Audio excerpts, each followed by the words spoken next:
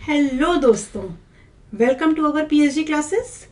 आज हम लोग क्लास 9th का बायो का लास्ट चैप्टर जो है इम्प्रूवमेंट इन फूड रिसोर्सेस करने जा रहे हैं। ठीक है, तो इसमें जो है आप प्लांट्स के बारे में भी पढ़ेंगे कि हम प्लांट्स को ऐसे इम्प्रूव कर सकते हैं, उनसे हम मैक्सिमम किस तरीके से हम ग्रेन्स ऑब्टेन कर सकते हैं, जो फूड मटेरियल है वो ऑब्टेन कर सकते हैं। और सेम विद एनिमल ऑल्सो। ठीक है, एनिमल से हम जो उनके प्रोडक्ट्स हैं वो किस तरीके से गेन कर सकते हैं, उनके वैरायटी को कैसे इम्प्रूव कर सकते हैं, ये सब हम इस चैप्टर में जो है वो इंक्लूड करने वाले हैं। तो चलिए फटाफट पढ़ते हैं ये चैप्टर, है ना। Improvement in food resources. तो फूड रिसोर्सेज को इम्प्रूव करने की क्या रिक्वायरमेंट है। ठीक है, तो सबसे पहले फूड क्या है, हमारी बेसिक नीड है। ठीक है, हमें फूड से क्या क्या मिलता है, कार्बोहाइड्रेट, फैट, प्रोटीन और विटामिन्स एंड मिनरल्स। ठीक है, फैट कहाँ मिलता है, जो आप घी खाते हैं, ऑयल खाते हैं, ठीक है, फूड में, या चिकन खाते हैं उसमें भी होता है फैट, है ना। और प्रोटीन कहाँ पर होती है, प्रोटीन में आप क्या लेते हैं, पल्सेस वगैरह खाते हो। ठीक है, तो पल्सेस में जो है प्रोटीन रहेगा। हाँ, फिर विटामिन्स जो है वो आप जो वेजिटेबल्स खाते हैं, ठीक है, ग्रीन वेजिटेबल्स, सैलड वगैरह खाते हैं ना, इनमें सब में विटामिन्स मिलेगा, मिनरल्स भी इन्हीं से मिलता है।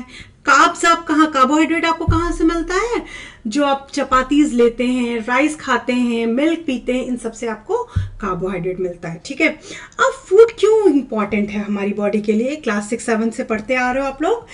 All living organisms need food because it provides carbohydrate, fat, vitamins and minerals. You know very well. It allows development of the organism. हमारी जो सेल्स हैं वो क्या है, इन्हीं से तो बनती हैं। और सेल से क्या बनता है, एक सेल से सेल से टिश्यू बना, टिश्यू से क्या बना, ऑर्गन से ऑर्गन सिस्टम, और ऑर्गन सिस्टम से एक पूरा ऑर्गेनिज्म बनता है। ठीक है, it needs to gain energy for every day task. ठीक है, आपको डेली ही भूख लगती है, तो यानी कि डेली आप जब वर्क करते हो तो उसमें एनर्जी कंज्यूम होती है, इसलिए आपको भूख लगती है। Got it. इसलिए अब जो है फूड आप खाते हो, इसलिए फूड का इंटेक करते हो, जो आफ्टर डाइजेशन हमको जो चपाती रहती है वो ब्रेक करके आपको किस में कन्वर्ट हो जाती है, एमिनो एसिड में कन्वर्ट हो जाती है ना। और फैट जो है वो किस में कन्वर्ट हो जाता है, जो कार्बोहाइड्रेट होता है वो किसमें कन्वर्ट होता है, आपका आफ्टर डाइजेशन ग्लूकोज में। और ग्लूकोज क्या है, एनर्जी प्रोवाइडिंग फूड है, आपको एनर्जी मिलती है उससे। ठीक है, सेम विद विटामिन्स जो है वो क्या करते हैं, आपकी बॉडी में प्रोटेक्टिव फूड का वर्क करते हैं, मतलब प्रोटेक्शन प्रोवाइड करते हैं। फैट्स क्या करते हैं, फैट्स भी जो है वो एनर्जी प्रोवाइड करते हैं। ठीक है, और प्रोटीन का क्या वर्क होता है, बॉडी बिल्डिंग का वर्क होता है, आपकी बॉडी को बनाना। ठीक है, सो मेन सोर्स हमारे लिए अर्थ पे फूड का क्या है, प्लांट्स हैं और एनिमल्स हैं। ठीक है, प्लांट्स जिनको हम एग्रीकल्चर करके इसको ऑब्टेन करते हैं, और एनिमल हस्बेंड्री के थ्रू। ठीक है, the efficiency of crops and livestock is required to in India. क्यों रिक्वायर्ड है, the population of India is growing at faster rate, hence more amount of food required to meet the rising demand. मतलब जितनी population increase करेगी उतनी food की demand होगी। Got it. तो उससे क्या होगा कि आपको और फूड के प्रोडक्शन पे ध्यान देना पड़ेगा। Got it. The agriculture land is limited as compare to the growing population, इसलिए आपको फूड की एफिशिएंसी को इंक्रीज करना पड़ रहा है। ठीक है, फिर अब सोर्सेज ऑफ फूड में क्या आ जाएगा, एक तो आ जाता है एग्रीकल्चर, दूसरा क्या आ जाता है, एनिमल हस्बेंड्री। तो हम फर्स्ट पार्ट में जो है वो एग्रीकल्चर कवर करेंगे, सेकंड पार्ट में हम एनिमल हस्बेंड्री को कवर करेंगे। ठीक है, India is an agriculture oriented country but still lack of food due to growing population. जो फूड है इसकी क्यों स्कैसिटी हो जाती है, बिकॉज ऑफ कि पॉपुलेशन ज्यादा है इंडिया की। ठीक है, सोल्यूशन क्या क्या है, इंक्रीज एफिशिएंसी ऑफ प्रोडक्शन, जो जैसा राइस है या व्हीट है इसके प्रोडक्शन की एफिशिएंसी को इंक्रीज करना। सेकेंड है access of food to people who live in food desert, urban neighbourhood and rural towns, got it.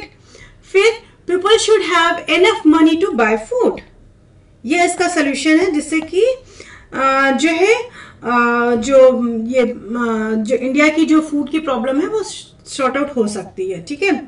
अब इसी के उसमें हम ग्रीन रेवोल्यूशन, व्हाइट रेवोल्यूशन ये सब पढ़ने वाले हैं। ग्रीन रेवोल्यूशन क्या होता है? Green revolution is programme introduced by many poor countries in increase food production by use of modern technology. Modern technology का यूज करके फूड के प्रोडक्शन को इंक्रीज करना, ठीक है, जिसमें प्रॉपर इरिगेशन, इरिगेशन क्या होता है? पौधों को पानी देना, प्रॉपर अमाउंट में इरिगेशन हो और इम्प्रूव सीड हम यूज करें, ये सब जो है पार्ट है ग्रीन रेवोल्यूशन के, ठीक है। इसी तरीके से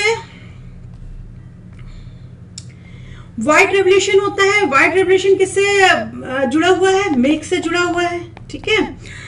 production of milk in India, this programme made India self sufficient in production of milk. Similarly blue revolution जो है वो introduce to enhance fish production. Yellow जो है वो ऑयल प्रोडक्शन से रिलेटेड है, ठीक है। ब्लू किससे? फिश है, ओशियन से, ठीक है। चलिए, टाइप्स ऑफ क्रॉप्स क्या होती हैं?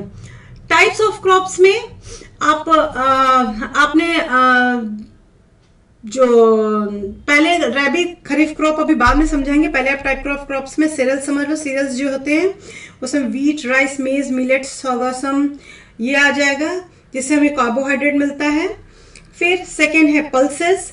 पल्सेस जो है उसमें आ जाएगा gram, pea, black gram, green gram, pea, lentil, मसूर की दाल, है ना, इन सब से हमें प्रोटीन मिलती है। ऑयल सीड्स होते हैं कैस्टर, मस्टर्ड, सीसम, ग्राउंडनट, सोयाबीन, लिनसीड, सनफ्लावर, इन सब से हमें ऑयल मिलता है, ठीक है। फिर vegetable, spices, fruit provide us vitamins and minerals, ठीक है। फिर फोडर क्रॉप आ जाती है। फोडर क्रॉप जो हम एनिमल्स को खिलाते हैं, जैसे कि गाय भैंस होती है ना, तो उनके लिए जो चारा जो होता है that is known as fodder crops. तो उसमें आ जाती है berseem, oats, Sudan grass are raised as a food for the livestock और कॉल्ड फोडर क्रॉप्स, ठीक है। फिर अब हम क्रॉप सीजन पढ़ने वाले हैं।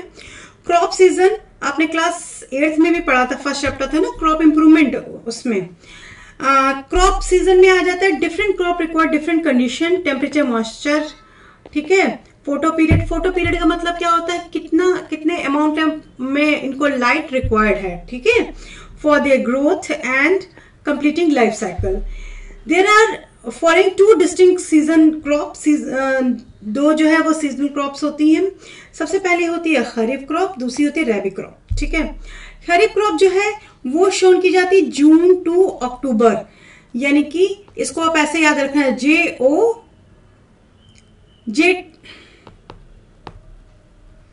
इसको JTO याद रखना, जून टू अक्टूबर, यानी कि रेनी सीजन में हम खरीफ क्रॉप शोन करते हैं जून में, और जो हार्वेस्टिंग होती है वो अक्टूबर में होती है। मानसून रिक्वायर्ड मोर वाटर, ठीक है। इसमें कौन कौन सी आ जाएंगी? पैडी क्रॉप आ जाएगी, सोयाबीन आ जाएगी, पिजन जिनको पानी की ज्यादा रिक्वायरमेंट होती है, मेज आ जाएगी, black gram, green gram and rice are kharif crop.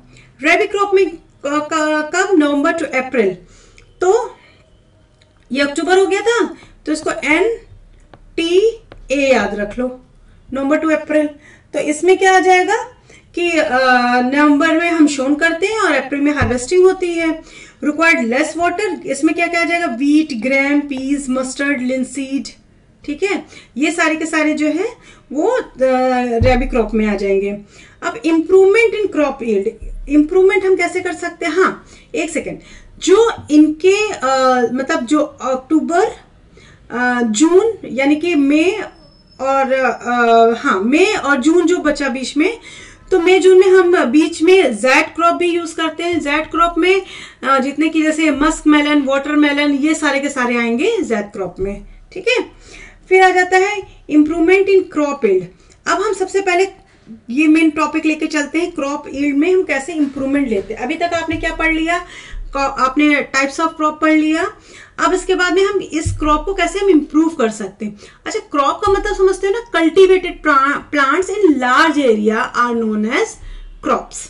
ठीक है, मतलब जो हम प्लांट्स को लगा रहे हैं एक लार्ज फील्ड में, उसको बोलेंगे हम क्रॉप। ठीक है, अनकल्टिवेटेड प्लांट होंगे तो फॉरेस्ट बन जाएगा। ठीक है, फिर yield increase when production increase for same amount of land in same period of time। ठीक है, जब yield को इंक्रीज करेंगे तो क्या होगा, प्रोडक्शन भी इंक्रीज करेगा। ठीक है, प्रोडक्शन इंक्रीज करेगा तो क्या होगा कि फूड की डिमांड जो है वो फुलफिल होगी, राइट। तो इसके लिए हम 3 अप्रोचेस लेके चलते हैं। कौन कौन से, सबसे पहले हम क्रॉप की वैरायटी का इंप्रूवमेंट करें, दूसरा क्या है क्रॉप के प्रोडक्शन को इंप्रूव करें, और थर्ड है क्रॉप का प्रोटेक्शन करें। 3 पॉइंट समझना आप।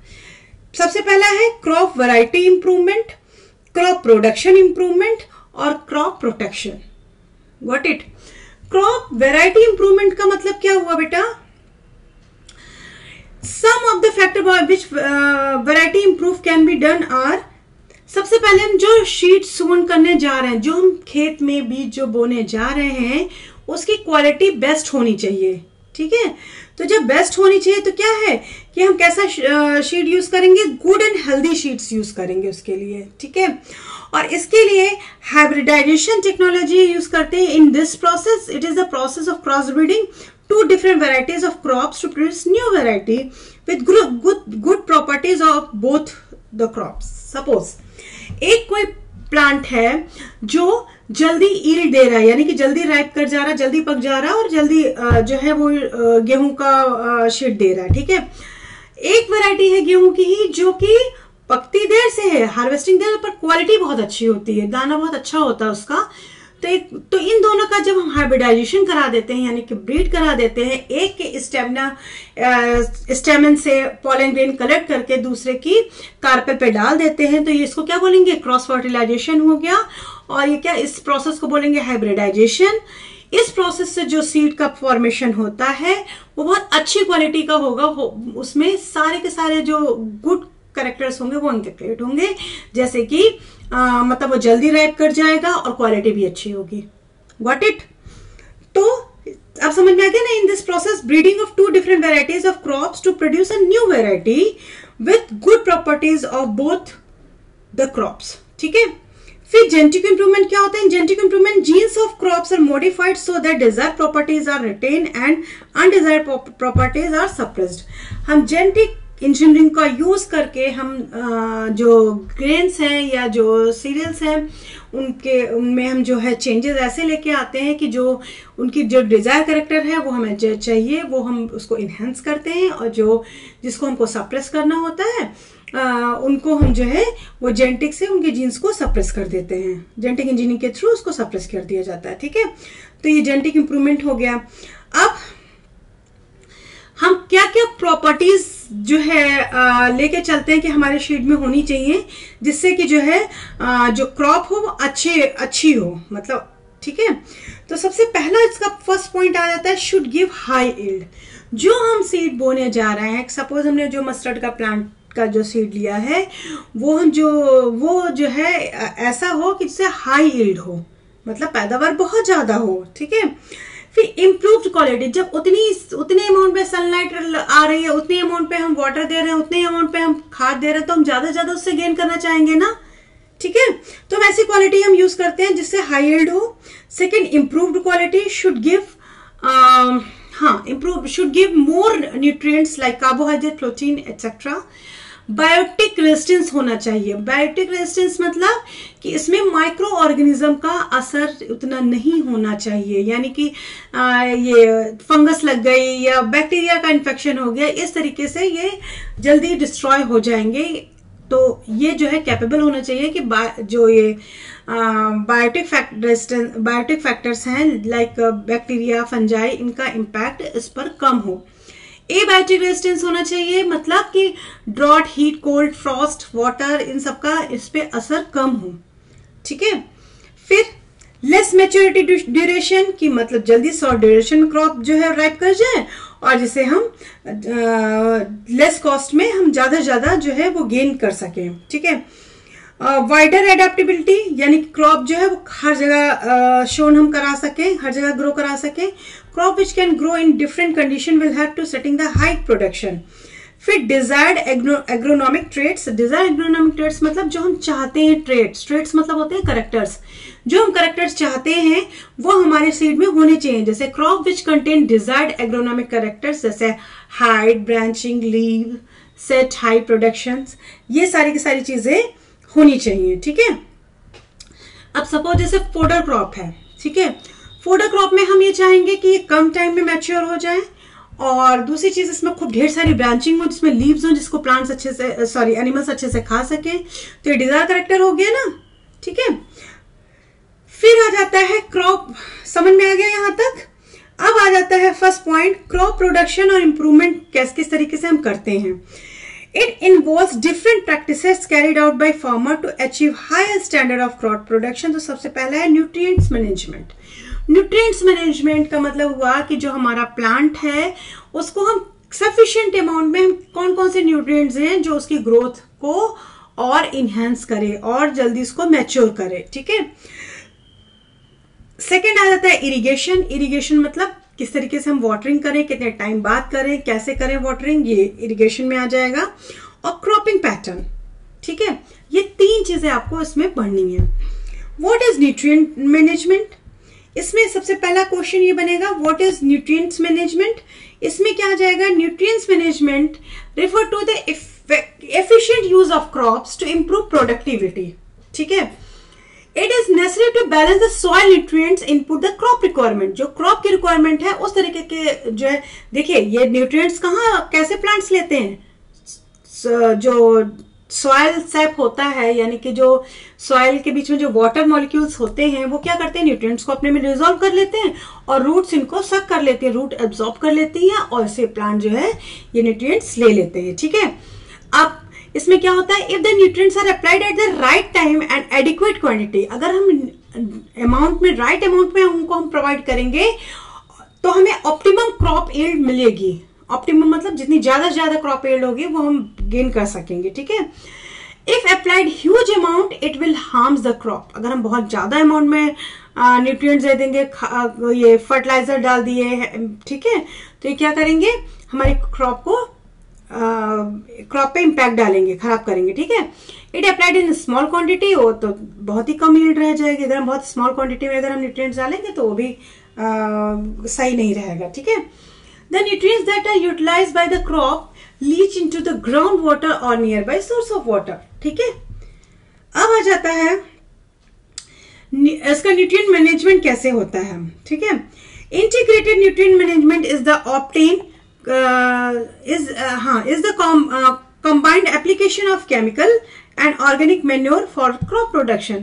अब इसमें हम क्या पढ़ने वाले हैं, क्या कहते हैं, फर्टिलाइजर्स और ऑर्गेनिक मैन्योर्स। ठीक है, its main aim to maintain the soil fertility and the supply of plant nutrients in adequate amount. It is ecologically, socially and economically available. तो इसको जो है वो हम न्यूट्रिएंट मैनेजमेंट में रखते हैं। कैसे, जैसे सपोज फर्टिलाइजर्स क्या है, केमिकल फर्टिलाइजर्स हैं, केमिकल्स होते हैं ना, और जो क्या कहते हैं मैन्योर्स है, दैट इज ऑर्गेनिक न्यूट्रिएंट्स। ठीक है, तो इन दोनों को हम किस तरीके से, किस अमाउंट में हम प्लांट्स को दें जिससे कि प्लांट्स की ग्रोथ इंक्रीज करे, वो हम पढ़ेंगे। ठीक है, फिर concept of integrated nutrient management, इसमें nutrients stored in the soil, जो न्यूट्रिएंट्स होते हैं वो कहाँ पर स्टोर्ड होते हैं, सॉइल में स्टोर्ड होते हैं। ठीक है, आपने क्या किया, सपोज आप अपने गमले में एक पौधा उगा रहे हो तो क्या करते हो कि खाद को पौधे के जड़ के चारों तरफ आप सॉइल में मिला देते हो, है ना। The nutrients purchase from the outside the farm के आउटसाइड से न्यूट्रिएंट्स परचेज किए जाते हैं in the form of fertiliser. Plant nutrients present in crop residue, manure and domestic waste. जो प्लांट न्यूट्रिएंट्स जो होते हैं वो किसमें, जो क्रॉप का रेसिड्यू बचता है, मतलब क्रॉप से आपने मेन पार्ट निकाल लिया, सपोज आपने क्या क्या ले लिया, अगर वीट आपने निकाल लिया तो जो भी जो हस्क बचा वो क्या है, वो क्रॉप रेसिड्यू हो गया। उसको अगर आप खेत में छोड़ देंगे तो क्या होगा कि वो एज अ प्लांट न्यूट्रिएंट्स की तरह वर्क करेगा आफ्टर द मतलब डिके। फिर मेन्योर्स आ जाएंगे, manures and domestic wastage. Manures जो घर से निकला हुआ जो भी वेस्ट है वो एक पिट में आप डंप करते जाइए, और उसके बाद में कुछ टाइम बाद जब उसमें डिकम्पोजिशन हो जाता है फिर उसको प्लांट्स में, प्लांट्स के रूट के आसपास में आप डाल दीजिए, जिससे कि जब वाटरिंग करेंगे तो न्यूट्रिएंट जो है वो एब्जॉर्ब हो जाएंगे और एब्जॉर्ब होकर के प्लांट्स की ग्रोथ को इनहेंस करेंगे। फिर डोमेस्टिक वेस्टेज, सेम वही चीज। डोमेस्टिक वेस्ट में जो भी निकलता है ह्यूमन एक्सक्रीटा वगैरह, वो भी जो है मैन्योर का वर्क करता है, ठीक है। Nutrients uptake by crops at harvest time. Plant nutrients lost from the field during crop harvest for their volatilisation. मतलब जो प्लांट, जब प्लांट ने एब्जॉर्ब कर लिया न्यूट्रिएंट्स को, तो यानी कि अब आपको अगेन जब प्लांट शोन करने जा रहे हो तो आपको प्रॉपर न्यूट्रिएंट्स उसमें ऐड करने पड़ेंगे, तब जाके क्रॉप की यील्ड अच्छी होगी, ठीक है। फिर इंपॉर्टेंस ऑफ न्यूट्रिएंट्स मैनेजमेंट का क्या होता है? Nutrient management is help to reduce contamination of waterways by plant nutrients, clear है। फिर सॉइल की फर्टिलिटी को इंप्रूव करता है, सॉइल की प्रोडक्टिविटी, प्लांट प्रोडक्टिविटी। फिर केमिकल फर्टिलाइजर को कम करता है। फिर providing balance to nutrition to the crop. फिर promotion of carbon resistance and prevention the deterioration of soil, water ecology and also leaching the nutrients. Promotes carbon sequestration. Sequestration मतलब क्या होता है कि जो डिके हुआ, डिके के बाद में अगेन उसको यूज किया गया, ये पूरा जो कार्बन का सीक्वेंस होता है। And prevent the deterioration of soil. Deterioration मतलब जो सॉइल है वो उसका डिटोरेट होना, मतलब कम होना, उसकी सॉइल की प्रोडक्टिव, सॉइल की जो है एफिशिएंसी कम होना, ठीक है, इन सबको प्रिवेंट करता है। Ecology and also leaching the nutrients from the soil, clear है। अब like the other organism, plants also require some elements for their growth. इनमें से क्या कौन कौन से होते हैं? एयर, एयर में क्या है? कार्बन ऑक्सीजन चाहिए उसको। फिर वाटर, हाइड्रोजन ऑक्सीजन चाहिए। वाटर से कौन कौन से न्यूट्रिएंट्स मिल रहे हैं? Hydrogen oxygen. फिर आ जाता है सॉइल। सॉइल इनसे इनको मैक्रो न्यूट्रिएंट्स और माइक्रो न्यूट्रिएंट्स मिलते हैं। माइक्रो न्यूट्रिएंट्स में आ जाएगा nitrogen, phosphorus, potassium, calcium, magnesium and sulphur. Same macro nutrients में आ जाएगा iron, manganese, boron, zinc, copper and chlorine. ये माइक्रो यानी कि कम अमाउंट में जरूरत होगी, और मैक्रो यानी कि ज्यादा अमाउंट में प्लांट्स को जरूरत होगी, ठीक है। Macronutrients are the nutrients required by plants in large amount, और ये क्या है? स्मॉल अमाउंट में मैक्रोन्यूट्रिएंट्स यूज होंगे, ठीक है। Harmful effect of lack of nutrients, proper growth नहीं होगी। अगर प्रॉपर न्यूट्रिएंट्स नहीं होंगे तो प्रॉपर ग्रोथ नहीं होगी। रेजिस्टेंस, लो रेजिस्टेंस डिजीज के होंगे। No proper food and fruits and flower, ठीक है। अब आ जाता है, हम जो पढ़ रहे थे ऊपर में, मैन्योर और फर्टिलाइजर। मैन्योर और फर्टिलाइजर का मतलब क्या हो गया कि मैन्योर जो ये फर्टिलाइजर जो सिंथेटिक होता है, जो फैक्ट्रीज में बनेगा, और जिसमें लेकिन एबंडेंट अमाउंट में, अच्छे अमाउंट में न्यूट्रिएंट्स होंगे। मैन्योर क्या है? जो हम ये जो घर के जो वेस्टेज हैं, हाँ, और ह्यूमन एक्सक्रीटा, प्लांट्स रेसिड्यू, इन सब से जो बनाएंगे वो उसको बोलेंगे manure. Plant nutrients and organic matter in the soil can be increase by adding manure and fertiliser to the soil, ठीक है। सबसे पहला क्या आ जाता है? Manure.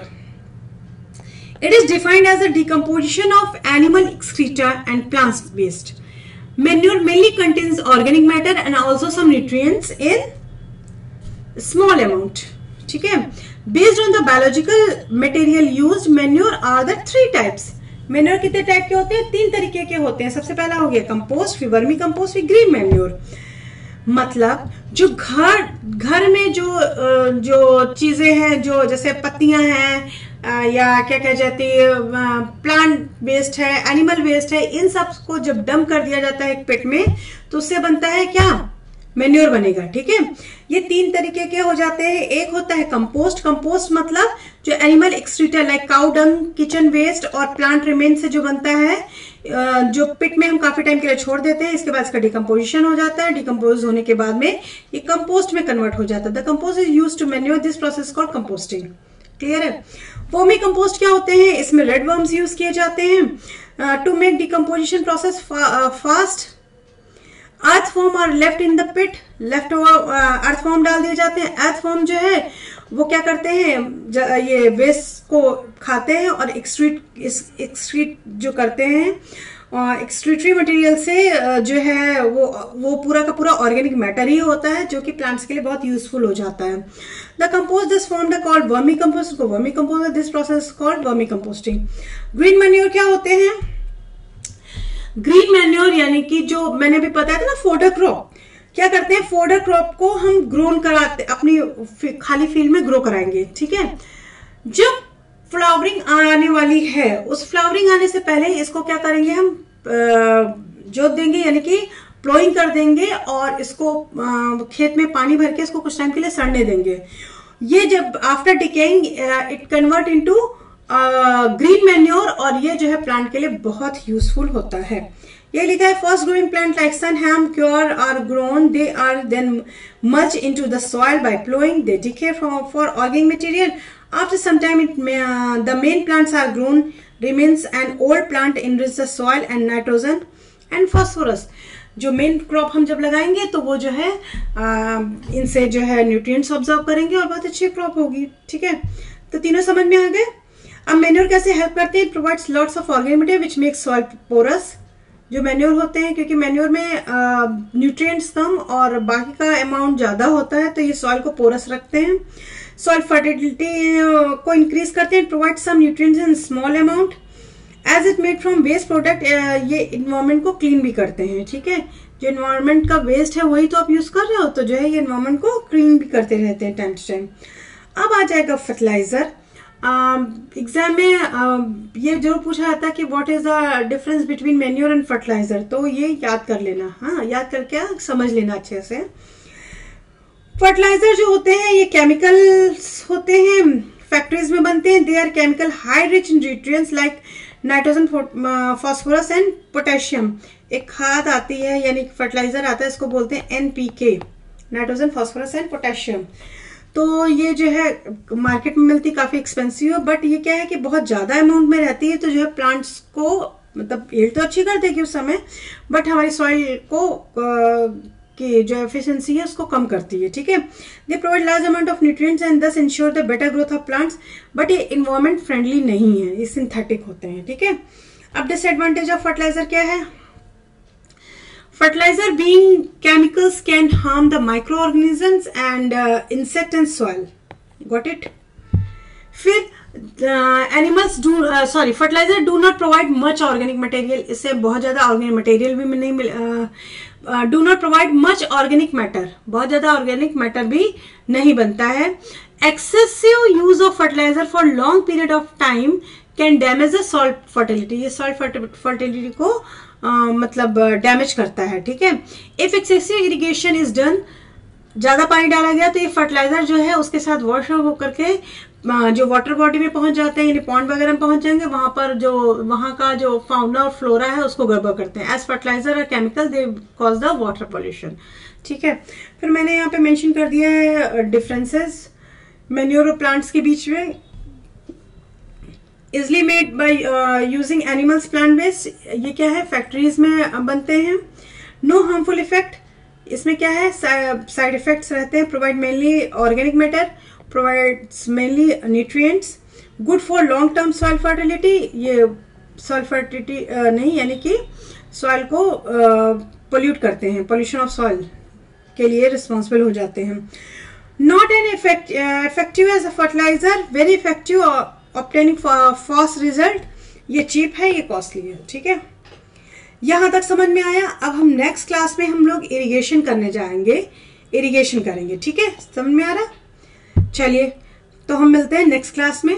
Till then bye bye. आप चैनल को देखते रहो और प्लीज जो भी आपको क्या कहते हैं डाउट्स लगे वो प्लीज आप कमेंट सेक्शन पूछो, हम इसका जरूर से जरूर इसका आंसर देंगे। ठीक है, चलो टिल देन बाय बाय।